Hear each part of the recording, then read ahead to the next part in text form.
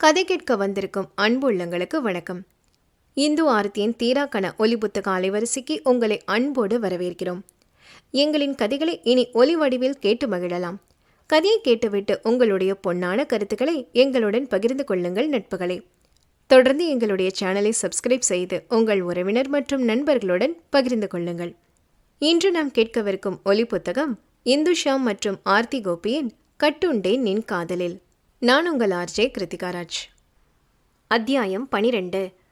வெற்றியின் குடும்பம். வெண்ணிலாவின் பெற்றோர் சுவாதி மற்றும் அவளின் தாயார் சாந்தி என்று அனைவரும் சென்னையில் பிரதான இடத்தில் இருக்கும் முத்து மாரியம்மன் கோயிலில் சந்தித்தனர். சுவாதி அவளின் பெற்றோரிடம் முன்பே அனைத்தையும் தெரிவித்ததால் சாந்தியின் துணை கொண்டு மங்கை மற்றும் கிருஷ்ணனிடம் பேசுவதற்கு சுலபமாக இருந்தது. வெற்றியின் குடும்பத்தை பார்த்த நிமிடத்திலே அவர்களின் உள்ளுணர்வு ஒரு தெளிவை கொடுத்தது போல் உணர்ந்தார்கள். பரஸ்பர அறிமுகத்திற்கு பிறகு கிருஷ்ணவேணி அவரது குடும்பத்தை பற்றி முழுவதும் கூற, அப்போதே மங்கை மற்றும் கிருஷ்ணனுக்கு ஒரு மரியாதை, நம்பிக்கை மற்றும் நிம்மதியும் அளித்தாலும் கிருஷ்ணன் மனதில் மட்டும் ஏனோ சிறு சஞ்சலம் இருந்து கொண்டே இருந்தது. வெண்ணிலாவிடம் எதற்காக பொய் கூற வேண்டும்? நிலாவின் மேல் அதிகாரி என்பதால் ஒருவருக்கொருவர் நன்கு அறிமுகம் இருந்திருக்கக்கூடும். இருந்தபோதும் நிலாவின் மனம் எப்படி இதை ஏற்றுக்கொள்ள முடியும்? அவளின் வாழ்க்கை ஒரு பொய்யிலா தொடங்க வேண்டும்? அதுவும் இல்லாமல் வெற்றிக்கு நிலாவை பிடித்திருக்கலாம். ஆனால் நிலாவின் மனதில் இவரை எப்படி அவள் எண்ணுகிறாள் அல்லது என்ன போகிறாள் என்ற பல கேள்விகள் அவர் மனதில் ஓடியது. கிருஷ்ணனின் முகத்தில் தெரிந்த குழப்ப ரேகைகளை கண்ட நித்யானந்தன் வெற்றியிடம் கஞ்சாடை காட்ட, வெற்றி, அங்கிள் உங்ககிட்ட ஒரு 5 நிமிஷம் தனியாக பேசலாமா என்றான். அங்கிருந்த விநாயகர் சன்னதியின் முன் நின்றதும் வெற்றி பேச வேண்டியவை அனைத்தும் ஒரு முறை மனதில் ஒத்திகை பார்த்து கொண்டான். தன் கையில் வைத்திருந்த சிறு பையை கிருஷ்ணனிடம் கொடுத்துவிட்டு, அங்கிள், இது எங்கள் குடும்பத்தை பற்றின விவரங்கள், என்னோட pay slip, school college certificates, அப்புறம் என்ன சற்று இடைவேளை விட்டு என்னோட மெடிக்கல் டெஸ்ட் ரிப்போர்ட்ஸ் என்று சொல்ல கிருஷ்ணன் திகைத்து பார்த்தார். எதுக்கு இப்போ இதெல்லாம் என அவர் தயங்கியபடி கேட்க, வெற்றி மெலிதாக புன்னகைத்து விட்டு, பொண்ணுக்கு மாப்பிள்ளை பார்க்கும்போது இதெல்லாம் நீங்கள் கண்டிப்பாக தெரிஞ்சுக்க வேண்டிய விவரங்கள் தான் அங்கிள். என்னால் உங்கள் மனநிலையை உணர முடியும். நீங்கள் உங்கள் தெரிஞ்சவங்க மூலமாக என்னையும் எங்கள் குடும்பம் அப்புறமா நான் வேலை செய்கிற இடத்துல விசாரிச்சுக்கோங்க. இதெல்லாம் உங்கள் நம்பிக்கைக்காக மட்டும் கொடுக்கல. ஒரு பொண்ணை பெற்றவங்க கண்டிப்பாக தெரிஞ்சுக்க வேண்டிய டீட்டெயில்ஸை தான் நான் கொடுத்துருக்கேன் என்றான். அவனின் முதிர்ச்சியான பேச்சையும் அணுகுமுறையும் கண்டு வியந்தவரின் மனதில் எளிதில் நுழைந்து விட்டான் வெற்றி. உங்களுக்கு திருப்தினா நாம் அடுத்தடுத்து பேசலாம். என்னோட ஒரே ஒரு கோரிக்கை, நிலாக்கு என்னோட விருப்பம் மட்டும் தெரியக்கூடாது. பொய்ய சொல்லி கல்யாணம் பண்ணிக்கிறது தப்பு தான். ஆனால் நிலாவோட மனநிலைமை எப்படி இருக்கும்னு என்னை விட உங்களுக்கு தான் நல்லா தெரியும். நிலா கிட்ட என் அன்பை காட்டணும்னா என்னோட மனைவியை கொண்டு வந்து தான் அதை பகிர நான் ஆசைப்படுறேன். இனியெல்லாம் உங்களோட கையில் என்று முடித்தான். வெற்றி பேசிய ஒவ்வொரு வார்த்தையும் அவருக்கு நம்பிக்கை வேர்விட தொடங்கியது மட்டுமல்லாது மகள் மீது இத்தனை நேசம் வைத்திருப்பவனை கண்டு அவர் உள்ளம் நெகிழ்ந்தது. அதில் சட்டென்ற உணர்ச்சி வசப்பட்டு கிருஷ்ணனின் கண்களில் கண்ணீர் வர, நீங்கள் என் பொண்ணோட மனசை மட்டும் கருத்தில் வைக்காம எங்களையும் வச்சதுலேருந்து உங்கள் வளர்ப்பு தெரியுதுப்பா. கண்டிப்பாக எல்லாமே நல்லபடியாக நடக்கும். உனக்கும் நிலாவுக்கும் தான் முடிச்சு போட்டிருந்தா அது நடந்தே தீரும் என்று மனதார ஆசீர்வதித்தார். மங்கையும் கிருஷ்ணனும் அவர்களை சந்தித்ததில் திருப்தியாக உணர்ந்து விடை பெற்றனர். சாந்தியின் கைகளை ஆதரவாக பற்றிய மங்கை, இந்த கல்யாணம் நல்லபடியாக முடிஞ்சா அது கடவுள் நம்ம சுவாதி மூலமாக தான் நடத்தி வைக்கிறாரு. உங்களுக்கு நன்றியெல்லாம் சொல்லி தள்ளி வைக்க விரும்பல என்று நன்றியை தெரிவித்தார். சாந்தியும் சந்தோஷம் கொண்டு, இதில் என்ன இருக்குங்க, நிலாவும் சுவாத்தியும் எனக்கு வேற இல்லை, நீங்கள் கவலைப்படாமல் இருங்க. முதல்ல தட்டி போனது கூட இந்த பையன்தான் அமையணும்னு இருக்கலாம். எல்லாமே நல்லதுக்கு, சீக்கிரமே பத்திரிக்கை கொடுங்க என்று அவரும் மகிழ்வுடன் கூறிவிட்டு சென்றார். மங்கையும் கிருஷ்ணனும் வெற்றியின் குடும்பத்தை சந்தித்து விட்டு வந்து இன்றுடன் 1 வாரம் ஆயிற்று. அதற்கிடையில் வெற்றியின் உந்துதலில் அவர்களின் குடும்பம், வேலை மற்றும் மருத்துவ பரிசோதனை என்று அனைத்தையும் கிருஷ்ணன் விசாரித்தவர். அதில் திருப்தியும் அடைந்தார். ஆனால் இப்பொழுது நிலாவிடம் எப்படி பேசி சம்மதிப்பது என்பதில் குழப்பமாகவே இருந்தார். பொதுவாக மூவரும் அனைத்தையும் பகிர்ந்து பேசுபவர்கள் என்ற போதும் இன்று மகளிடம் மறைப்பது எண்ணி வருந்தினாலும் அவளின் எதிர்கால நலனில் அக்கறை கொண்டதால் அமைதி காத்தார். வழக்கம் போல அன்று இரவு மாடியில் மூவரும் பேசக்கூடி பொதுவான விஷயங்களை பேசிய பிறகு மெல்ல ஒரு வரன் வந்திருப்பதாகவும் அதை பற்றி பேசத் தொடங்கினார். ஆனால் நிலா அதில் சுவாரஸ்யம் காட்டாமல் இருந்தாள். நிலாமா, உனக்கு இதை ஏற்றுக்க கஷ்டமாக தான் இருக்கும். ஆனால் இப்படியே இருக்கக்கூடாது. இப்போ வந்திருக்க வரன் கூட அந்த பையனுக்கு கல்யாணம் வரைக்கும் வந்து தடப்பட்டு போச்சு. நான் ஏன் இந்த சம்மதுக்கு முக்கியத்துவம் தரேன்னு கேட்டா நம்மளோட வலியை அவங்களும் அனுபவிச்சிருப்பாங்க. அதுவும் இல்லாம இந்த முறை நான் அந்த பையனை பத்தி முழுசா விசாரிச்சேன். குடும்பம், வேலை, ஏன் அந்த பையனோட மெடிக்கல் டெஸ்ட் உட்பட என்று சொல்லி முடித்தார். தந்தை கூறிய கடைசி வாக்கியத்தில் ஆச்சரியம் கொண்டாலும் அவள் மௌனமே காத்தாள். மங்க, எனக்கு ஒரு வேலை இருக்கு, கீழே போறேன், நீங்க பேசிட்டு வாங்க என்று சொல்லிவிட்டு மகளின் பதிலுக்காக காத்திராமல் சென்றார். தந்தையின் பேச்சில் மனம் சுழல அப்போது மங்கை, ஒரு முறை தப்பு பண்ணா திரும்பவும் அதே நடக்காது நிலா. சொந்தத்துல பையனை பார்த்தது எதுக்கு தெரியுமா? உன்னை நல்லா பார்த்துப்பாங்கன்னு தைரியமா இருக்கலாம்னு ஒரு எண்ணத்துல தான். அந்த நம்பிக்கையில தான் கார்த்திகை பத்தி முழுசா விசாரிக்கல. உங்க அப்பாவுக்கு அதுவே ரொம்ப குற்ற உணர்ச்சியா இருக்குமா, அதனால இந்த வரனை ரொம்ப கவனமா பார்த்திருக்காரு என்றார். மகளின் முகவாட்டத்தை கண்டவர், உனக்கு கண்டிப்பா கொஞ்சம் டைம் வேணும் தான், ஆனா ஒரு தடவை இந்த இடைவேளைக்கு உன்னை பழக்கிட்டா அதுவே உனக்கு கல்யாணத்துக்கு மேல ஒரு பிடிப்பு இல்லாம போயிடும். இந்த வரன் கடவுளா பார்த்து கொடுத்த மாதிரி இருக்கு, எங்களுக்கு ஒரு சந்தர்ப்பம் கொடுமா என்று கெஞ்சும் வழிகளில் கேட்க நிலா தவித்தாள். அம்மா, ஏன் பெரிய வார்த்தையெல்லாம் பேசுறீங்க? எனக்கு நீங்க எது பண்ணாலும் நல்லது மட்டும்தான்னு எனக்கு தெரியும். இருந்தாலும் என்று இழுக்க, தப்பு பண்ண கார்த்திகே அந்த பொண்ணை கல்யாணம் பண்ணிக்க தயாராகிட்டான். எந்த தப்பும் பண்ணாத நாம ஏம்மா கவலைப்படணும்? அடுத்தடுத்த கட்டத்துக்கு போயிடணும். நீ அந்த பையனை முதல்ல பாரு, பேசு, அப்புறம் உன்னோட சம்மதத்தை சொல்லு. உன் விருப்பத்தை மீறி எதுவும் நடக்காது என்று தீர்மானமாக கூறிவிட்டு சென்றார். மறுநாள் அலுவலகத்தில் பெற்றோரின் அறிவுரையே மனதில் ஓடிக்கொண்டிருந்ததால் வெண்ணிலாவால் வேலையில் கவனம் செலுத்த முடியாமல் தவித்தாள். சுவாதி அவளின் தவிப்பை உணர்ந்தாலும் அவளாக சொல்லும் வரை தொந்தரவு செய்ய வேண்டாம் என்று எண்ணினாள். மீனாட்சியின் திருமண வேலை இருந்ததால் அவள் அன்று விடுமுறை எடுக்க தோழிகள் இருவர் மட்டும் அன்று பேண்டரியில் மதிய உணவை சாப்பிட சென்றனர். வேலை பழுவால் அன்று நேரம் கடந்தே சென்றவர்கள் அவர்கள் இருவர் மட்டும் சாப்பிட்டு கொண்டிருக்க வெண்ணிலா என்றுமில்லாமல் அன்று அமைதியாகவே சாப்பிட்டு கொண்டிருந்தாள். தன்னவளின் ஒவ்வொரு அசைவையும் இப்பொழுது தைரியமாக கண்காணித்தவனின் மனதில் அவளின் முகவாட்டம் நெருட அன்று அவர்கள் சாப்பிட செல்லும் வரை தானும் சாப்பிடாமல் காத்திருந்தான். பெண்கள் இருவரும் சென்ற அடுத்த 5 நிமிடத்தில் பேண்ட்ரியை அடைந்த வெற்றி உள்ளே நுழைந்ததும், என்ன இவ்வளவு லேட்டா சாப்பிட்றீங்க சுவாதி என்று கேட்டுக்கொண்டே சற்று இடைவெளி விட்டு அவனும் அமர்ந்து சாப்பிட தயாராகினான். சட்டென்று அருகில் கேட்ட குரலில் வெண்ணிலா நிமிர்ந்து பார்க்க வெற்றி சுவாத்தியிடம் சகஜமாக பேசிக் கொண்டிருந்தான். ஏதோ தனித்து விடப்பட்டதாக உணர்ந்தவள் மீண்டும் தன் எண்ணங்களில் சிக்க அவள் மீது தன் பார்வை பதித்து கொண்டே, வெற்றி, அப்புறம் சுவாதி, அந்த டேட்டா எல்லாம் சிங்க் ஆச்சா என்று கேட்க சுவாதி அதில் உள்ள அர்த்தத்தை புரிந்து சிரிப்பை அடக்கி கொண்டு, இப்பதான் எக்ஸ்ட்ராக்ட் பண்ணியிருக்கோம் வெற்றி, கண்டிப்பா சிங்க் ஆயிடும் என அவனுக்கு புரியும் விதத்தில் பதில் கூறினாள். அவர்கள் இருவரும் ப்ராஜெக்ட் பற்றித்தான் பேசுகிறார்கள் என்ற எண்ணத்தில் தன் பார்வையை உணவில் வைத்தே சாப்பிட்டு கொண்டிருந்தாள் வெண்ணிலா. முதலில் கைகளை கழுவ சென்றவள் பின் அவசரமாக எழுந்து சென்று நின்றவன் வெண்ணிலா நகர காத்திருந்தான். அவனின் திடீர் செய்கை கண்டு அதிர்ந்தாலும் அவர்களை கண்டு கொள்ளாமல் இருப்பதே நல்லது என்று நினைத்து சாப்பிட்டு முடித்தும் காலி டப்பாவை சுரண்டி கொண்டிருந்தாள். ஒருவரின் மேல் அதீத காதலும் புரிதலும் இருந்தால் அக்காதல் வார்த்தைகளுக்கு அப்பாற்பட்டு நமது மன ஓட்டத்தை அவர்களுக்கு புரிய வைத்துவிடும். வெற்றியும் நிலாவின் மீது வைத்துள்ள நேசத்தினால் அவளை பற்றி நினைத்து கொண்டிருக்க அவன் தாக்கத்தை நிலா உணர்ந்தாளோ என்னவோ வெற்றி தன்னிடம் ஏதோ சொல்ல வருவதாக தோன்றியது. சாப்பிட்டு முடித்து கை கழுவி கொண்டிருந்த நிலாவிற்கு குறுகுறுவென உணர்வு. சட்டென்று திரும்பி வெற்றியை நோக்கினாள். ஆனால் அந்த கள்வனோ சாதாரண முகபாவத்துடன், நீ நகர்ந்தால் நான் என் பாத்திரத்தை சுத்தம் செய்து கொள்வேன் என்ற பாவனையில் நின்று கொண்டிருந்தான். இவர் என்கிட்ட ஏதோ சொன்னாரோ, எனக்கு தான் காதுல விழலையா என்று வெண்ணிலாவுக்கு தோன்றியது. ஆனா எனக்கு கேட்கலனா திரும்ப சொல்லியிருக்கணுமே, ஒருவேளை நான் பதில் சொல்லலைன்னு கோபமோ என தனக்குள்ளே கேள்விகளை தொடுத்து கொண்டிருந்தாள். அந்த உறுத்தலில் விரைவாக அவள் அவனுக்கு வழியை விடுவதற்குள் வெற்றி மேலும் ஒரு அடி முன்னேறி வெண்ணிலாவை நெருங்க எங்கே அவன் மீது மோதிவிடுவோமோ என்ற அச்சத்தில் வேகமாக நகர்ந்து சுவாத்தியிடம் கூட சொல்லாமல் பேண்டரியை விட்டு வெளியேறினாள். ஏனோ அவன் நெருக்கம் அவளுக்கும் அசௌகரியமாக உணர்ந்தாள். அடிப்பாவி, தனியா விட்டுட்டு போறாளே, இந்த மாதிரி பண்ண மாட்டாளே என்று எண்ணியவள் வெற்றியிடம் சென்று, சாரி வெற்றி, அவன் ஏன் சடனா டென்ஸ்டா பிஹேவ் பண்ணினான்னு தெரியல என்று தோழியின் செயல் அவனை பாதித்திருக்கும் என்ற எண்ணத்தில் சொல்ல, ஆனால் வெற்றி மாறாக அழகாக அதற்கு புன்னகைத்தான். தப்பாவா? இப்போதான் சரியா போகுது சுவாதி, அவளோட பதற்றம் எனக்கு நம்பிக்கை கொடுக்குது என்றான் வெட்கத்தை மறைத்து. நாட்கள் மெல்ல கடந்து செல்ல வெண்ணிலா 1000 முறை யோசித்துவிட்டு ஒரு வழியாக திருமணத்திற்கு தன் சம்மதத்தை தெரிவித்தாள். அவள் சரி என்று ஒப்புக்கொள்ள பெரிதான காரணம் அவளின் தந்தை பட்ட மெனக்கடல் என்றே சொல்லலாம். அதில் மகிழ்ந்தவர்கள் வெற்றியின் வீட்டில் தெரிவிக்க அவர்கள் அடுத்த நடவடிக்கையாக பெண்ணை அதே கோயிலில் வைத்து பார்க்கலாம் என்று முடிவெடுத்தனர்.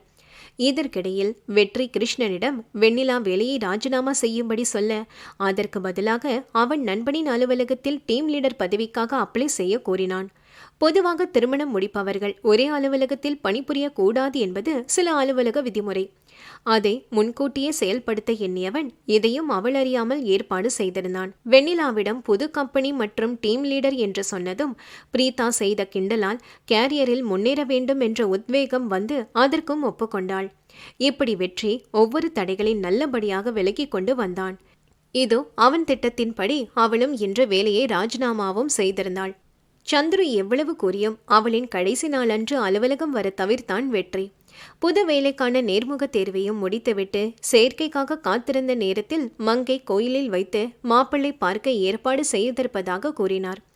அதுவரை இல்லாத அச்சம் அன்று மீண்டும் வெண்ணிலாவிடம் ஒட்டிக்கொள்ள கோயிலுக்கு சென்று அவர்களுக்காக காத்திருக்க மாப்பிள்ளை முகத்தை பாராமல் கௌரி, நித்யானந்தன், கிருஷ்ணவேணி பாட்டி மற்றும் வந்தனாவிடம் வணக்கம் வைத்து புன்னகைத்தாள்.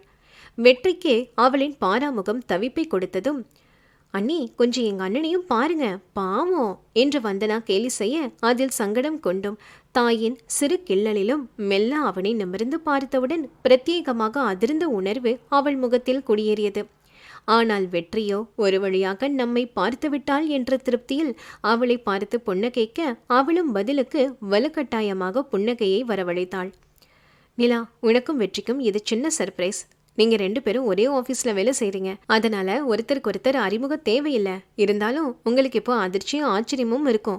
நாங்க இங்க இருக்கோம், நீங்க 2 பேரும் அந்த விநாயகர் சன்னதி பக்கத்துல போய் பேசுங்க என்றார் கிருஷ்ணன். தந்தையின் பேச்சில் தெளிந்தவள் சரி என்று தலையசைத்து இருவரும் அங்கு சென்றனர்.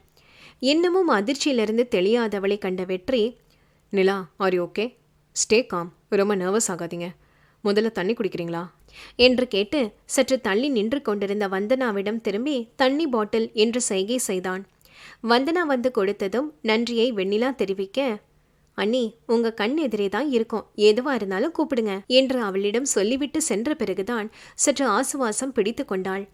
என்ன பேசுவதென்று புரியாமல், சாரி வெற்றி, நீங்க தான் என்ற பேச்சை அதற்கு மேல் பேச முடியாமல் தடுமாற, ரிலாக்ஸ், இப்போ எதுக்கு சாரி? எனக்கும் சர்ப்ரைஸ் தான், தவிர ஷாக்கெல்லாம் இல்லை. சரி நிலா, நம்ம கொஞ்சம் மனசை விட்டு சில விஷயங்களை பேசினா நல்லதுன்னு நினைக்கிறேன். நாளைக்கு எந்த பிரச்சனையும் இருக்கக்கூடாது பாரு என்றான் நேரடியாக. மெல்ல தலையை சம்மதமாக அவள் அசைக்க வெற்றி, நிலா, எனக்கு பாஸ்ட்டை பற்றி பேச விருப்பமில்லை. நாம் ஒருத்தருக்கு ஒருத்தர் ஏற்கனவே அறிமுகம் தானே தவிர மற்றபடி ஒன்றும் தெரியாது. உங்கள் மனசில் இருக்க முடிவை தைரியமாக சொல்லுங்கள். எனக்கு உங்ககிட்ட சொல்லிக்க ஒன்று தான் இருக்குது. எங்கள் அப்பா அவரோட சம்பாத்தியத்தில் வாங்கின ஃப்ளாட்டில் தான் இருக்கும். இருந்தாலும் எங்கள் பாட்டி என்னோட சம்பளத்தில் ஒரு வீடு வாங்கணுன்னு ஆசைப்பட்டாங்க. அதுக்காக நான் புது வீடு எல்லாம் வாங்கலை, எங்கள் வீட்டுக்கு மேலேயே விலைக்கு வந்த ஃப்ளாட்டை வாங்கினேன். எந்த காலத்திலும் அம்மா, அப்பா, பாட்டி எல்லாரையும் விட்டு என்னால் தனியாக போக முடியாது. ஆனால் இதை புரிஞ்சுக்காமல் எனக்கு பார்த்த பொண்ணு கல்யாணம் வேண்டாம்னு சொல்லிட்டாங்க. ஆனால் எனக்கு கொஞ்சம் கூட வருத்தம் இல்லை. உறவுகள் தான் எனக்கு முக்கியம். உங்களுக்கு இதில் எந்த ஆட்சேபனையும் இல்லைனா எனக்கு ஓகே என்று தன் பக்கமிருந்த காரணத்தை வெகு சுலபமாக மற்றும் அவளிடம் சரளமாக பேசுவது போல அனைத்தும் கூறி முடித்தான். மனதில் இருந்ததை வெளிப்படையாக பேசினாலும் அது வெற்றியாக மட்டும் இல்லாமல் இருந்தால் தயக்கமில்லாமல் சம்மதம் தெரிவித்திருந்திருப்பாள். உறவுகளை முன்னிறுத்தி சொன்னதும் அவள் மனதில் ஒரு பாதிப்பை ஏற்படுத்தியது உண்மை என்ற போதிலும் அது வெற்றி என்பதால் மட்டுமே அவளுக்கு தயக்கமாக இருந்தது. உங்களுக்கு ஏதாவது சொல்லணும்னா சொல்லுங்க நிலா என்றான். அவள் இன்னமும் வெற்றியை கண்ட அதிர்ச்சியில் இருந்ததால் என்ன பேசுவதென்று முடித்தாள். அவளின் நிலையை உணர்ந்தவன், என்ன நிலா அமைதியாகவே இருக்கீங்க? தெரிஞ்சவரை போயிட்டாரு, எப்படி பிடிக்கலன்னு சொல்றதுன்னு யோசிக்கிறீங்களா? எதுவாக இருந்தாலும் டேக் யுவர் ஓன் டைம் என்றதும் அவள் அவசரமாக, அப்படியெல்லாம் இல்லை என்று அவன் பெயரை அலுவலகத்தில் அழைப்பது போல வந்ததை கட்டுப்படுத்தி, அப்படியெல்லாம் இல்லைங்க, எனக்கு வேண்டாம்னு சொல்ல எந்த காரணமும் இல்லை. ஆனால் ஆஃபீஸில் என்ன நினைப்பாங்களோன்னு நினச்சேன். அதுவும் இல்லாமல் பிரீதா என்று சொல்ல வாய் எடுத்தவள் அப்படியே நிறுத்த அவளை சிரிக்கும் விழிகளோடு தன் இரு கைகளை மார்பின் குறுக்கே கட்டி கொண்டு, சொல்லுங்க பிரீதா என்று அவளைப் போலவே நீட்டி பேச, இல்லை நான் சந்தேகமாக கேட்கல, அவ என்ன நினைக்க போறாளோன்னு இருக்கு. நாம என்னமோ லவ் என்ற அவசரத்தில் தெரியாமல் வெளிவந்த காதல் என்னும் வார்த்தை உதிர்க்க அதில் வெற்றியின் இதயத்தில் மழைசாரல் அடித்தது. தவறி வந்த வார்த்தையை நினைத்து ஒருவித கூச்சத்துடனும் அச்சத்திலும் அவள் மீண்டும் தயங்கியபடி, இல்ல நாம ஏற்கனவே பழகுனவங்கன்னு மாதிரி பேச்சு வருமே, யோசிச்சேன் என்றாள். வெண்ணிலா பேசி முடிக்கும் வரை அவன் முகத்தை பார்த்து பேசுவதை தவிர்க்க வெற்றிக்கு அதுவே சாதகமாக இருந்தது. தன்னவளை அத்தனை நெருக்கத்தில் இருந்தவளை அணு அணுவாக ரசித்தான். அவள் பேசும்போது செவிகளில் ஆடும் சின்னஞ்சிறு ஜெமிக்கி விழிகள் பூமியை பார்த்து மொழிந்தாலும் இவனிடம் மட்டும் காதல் கவிதை பேசியது போலவும் தயக்கம் கொண்டு பேசும் அதரங்களின் திமிரை என்று அடக்குவது என்று தன் எண்ணம் போகும் திசையை கடிவாளமிட்டவன் தன் விழிகளில் ரசனை பொங்கி நின்றான். வெண்ணிலா பேசி முடித்ததும் அவன் மௌனம் காத்து நிற்பதைக் கண்டு மெல்ல தன் வழிகளை அவனை ஏறிட்டு பார்க்க அதில் தெரிந்த அவனது ரசனையில் அவள் இதயம் விரைவு ரயில் ஓடியது போல உணர்ந்தாள். அவள் விழிகள் இன்னும் அவன் பதிலுக்காக காத்திருப்பதை உணர்ந்து சட்டென்று இவ்வுலகத்துக்கு வந்தான் அவன். இங்க பாருங்க என்றதும், பாருனே சொல்லுங்க என்றாள் தன்னையும் அறியாமல். அதில் புன்னகைத்தவன், சரி இங்க பாரு நிலா, யார் என்ன நினைச்சா என்ன, அடுத்தவங்களோட தேவையற்ற எண்ணங்களுக்கு நாம் எப்பவும் முக்கியத்துவம் தரக்கூடாது. உங்கள் கன்சர்ன் எனக்கு புரியுது, ஆனால் லக்கிலே நாம் இனிமேல் ஒரே ஆஃபீஸ் இல்லை. ஸோ டோன்ட் வரி, வீட்டுக்கு போங்க, அம்மா அப்பா கிட்ட கலந்து பேசி அப்புறமா உங்கள் சம்மந்தத்தை சொல்லுங்கள் என்று சொன்னதும் அவளுக்கு நிம்மதியாக இருந்தது. வெண்ணிலாவுக்கு மறுப்பு சொல்ல காரணம் இல்லை என்றாலும் தன் தந்தையிடம் கேட்க வேண்டிய சில கேள்விகள் இருந்தது. அதை தெளிவுபடுத்திக்கவே அவகாசம் எடுத்து கொண்டாள். வீட்டிற்கு சென்றதும் மனதில் இருந்த கேள்விகளை அவரிடம் கேட்க கிருஷ்ணன், ஆமா நிலா, உன்னோட மேனேஜர் தான் மாப்பிள்ளைன்னு எனக்கு முன்னாலே தெரியும். ஆனாலும் யாராக இருந்தா என்ன, அவங்களோட பேக்ரவுண்ட் பற்றி விசாரிச்சுட்டு உன்கிட்ட சொல்லலாம்னு இருந்தேன். முன்னே சொல்லியிருந்தா ஒருவேளை நீ மறுத்திருக்கலாம். ஏன்னா அந்த மாதிரி கண்ணோட்டத்தில் கண்டிப்பாக நீ அவரை பார்த்துருக்க மாட்டேன். அதே சமயம் ஆஃபீஸில் வேலை செய்கிறவங்களோட தனிப்பட்ட குணம், குடும்பம் பற்றின விவரம் எல்லாம் தெரியாது தானே. அதே தான் வெற்றியோட அப்பாவும் நினச்சிருக்காரு. அதனால் உங்களுக்கு தெரியாமலே பார்த்துக்கிட்டோம். ஏமா, உனக்கு இதில் சம்மதம் இல்லையா, வெற்றியை பிடிக்கலையா என்று கேட்டார். தந்தையின் விளக்கத்தில் அர்த்தம் இருப்பதை உணர்ந்தவள், பிடிக்கலன்னு சொல்ல முடியலப்பா, ஆனால் நேற்று வரைக்கும் என் மேனேஜர் இன்னைக்கு திடீர்னு மாப்பிள்ளையா பார்க்குறப்போ ஏதோ சொல்ல தெரியாத தயக்கமாக இருக்கு என்றாள். அதை ஏற்றுக்க கொஞ்ச நாள் ஆகும் தான் நிலா. இதில் நல்லது என்னன்னா, நீங்கள் இப்போ ஒன்றா வேலை செய்ய போகிறதில்ல. அதனால் ஒரே ஆஃபீஸ்னா தயக்கம் எப்போ இருக்காது என்றார். எந்த காரணமும் சொல்லி மறுக்க முடியாததால் பெற்றோர் தன் நலனுக்காக பாடுபடுவதையும் கண்டவள் உடனடியாக சம்மதம் தெரிவித்தாள். வெண்ணிலா சம்மதம் கோரிய அடுத்த நாளே அவளுக்காக குறிக்கப்பட்ட முகூர்த்தத்திலேயே திருமணத்தை ஏற்பாடு செய்திருந்தனர். நிலா வெற்றியின் திருமணம் இன்று எந்த தடங்களும் இல்லாமல் முடிய அங்கு கார்த்திக்கின் திருமணமும் மகிமாவுடன் நிறைவாக முடிந்தது. அனைத்திற்கும் சரி என்று வெண்ணிலா தலையாட்டி சம்மதித்தாலும் அதை அவள் முழுமனதாக செய்யவில்லை என்று வெற்றியும் அறிந்ததே. அதுவரை திருமணத்தில் ஒரு இயந்திரமாக செயல்பட்டவள் கனவில் வந்த நிகழ்வு இன்று நடைபெற ஒருவேளை அன்று கனவில் வந்தது வெற்றியாக இருக்கக்கூடுமோ என்ற அதிர்வில் மயக்கம் கொண்டு அவன் தோள் மீதே சாய சுவாதி கொண்டு வந்த தண்ணீரை பருகியதும் சற்று சுதாரித்து கொண்டாள். என்னம்மா, இதுதான் அழகுல மயங்கி விழறதோ என்ற தோழியின் கேலியில் செல்லமாக அவளை முறைக்க சுவாதியின் வார்த்தையில்தான் இதுநாள் வரை தனக்கு மேலதிகாரி என்ற கண்ணோட்டத்திலே பார்த்தவளுக்கு இன்று கணவன் என்கிற உணர்வு ஏற்பட அவளையும் அறியாமல் வெற்றியை நோக்கியது அவளது விழிகள். ஆண்களுக்கேற்ற உயரம், சிறிய கண்கள், கூர்மையான நாசி, அதன் கீழ் திட்டமான கூந்தல் குழந்தை என்று அவனை அப்பொழுதுதான் முதல் முறை உன்னித்து கவனித்தாள். இப்போ பெட்டரானலா என வெற்றி கேட்டதும் என்று மட்டும் பதிலளித்தாள். மனைவியின் முகத்தில் அச்சம், அதிர்ச்சி, ஆச்சரியம், தயக்கம், நாணம் என்று அனைத்தும் ஒன்றோடு ஒன்று கலந்து ஓட அதில் மேலும் அவளின் அழகை கூட்டியது. ஸ்வாதி ப்ளீஸ், என் கூடவே நில்லடி, தனியா விட்டு போகாத என்று நிலா தோழியிடம் கிசுகிசுக்க அவளும் சம்மதித்து சிறிது நேரம் துணையாக நின்றாள். அங்கு வெற்றிக்கு துணையாக சந்துரு நிற்க அனைவரும் ஒவ்வொருவராக வந்து வாழ்த்துக்களை தெரிவித்து புகைப்படங்களை எடுத்துக்கொண்டனர். வெற்றியின் சொந்தம், நட்பு வட்டம் என்று அனைவரையும் அவளுக்கு அறிமுகம் படுத்த நிலாவும் அவளை சேர்ந்த சொந்த பந்தங்களை அறிமுகப்படுத்தினாள். அனைத்தும் குறுகிய காலகட்டத்தில் நடந்ததால் நிலாவின் மனம் மட்டும் ஒருவித பதட்டத்தில் இருந்தது. கதையில் அடுத்து என்ன என்பதை அடுத்த பதிவில் பார்ப்போம். இணைந்திடுங்கள் எங்களோடு. இந்த கதை உங்களுக்கு பிடிச்சிருந்தா லைக் பண்ணுங்க, கமெண்ட் பண்ணுங்க, உங்க ஃப்ரெண்ட்ஸ் அண்ட் ஃபேமிலிக்கும் ஷேர் பண்ணுங்க. அப்படியே இந்து ஆர்த்தியின் தீராக்கண ஆடியோ நாவல் யூடியூப் சேனலுக்கு சப்ஸ்கிரைப் பண்ணிடுங்க. பக்கத்தில் உள்ள பெல் ஐக்கானையும் பிரஸ் பண்ணி வச்சுக்கோங்க. மீண்டும் சந்திப்போம். நன்றி.